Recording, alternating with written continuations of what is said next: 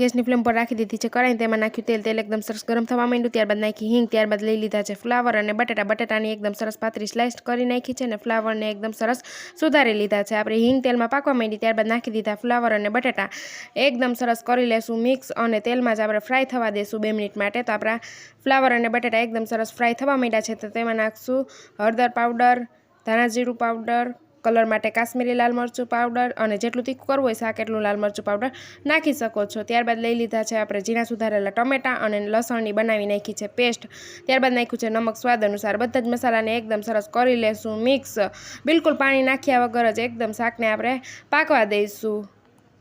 હવે કઢાઈનું ઢાંકણ બંધ કરીને શાકને બિલકુલ પાણી નાખ્યા વગર જ એકદમ સરસ ચરવા દેશું. તો 2 જ મિનિટમાં આપણું શાક છે ને એકદમ સરસ બનીને થઈ ગયું છે તૈયાર. દેશી રીતે ફ્લાવર બટેટાનું શાક ધાણા ભાજી નાખીને કરીએ સર્વ. વિડીયો ગમ્યો હોય તો વિડીયોને કરી દેજો લાઇક, શેર અને ચેનલને કરી દેજો સબસ્ક્રાઈબ.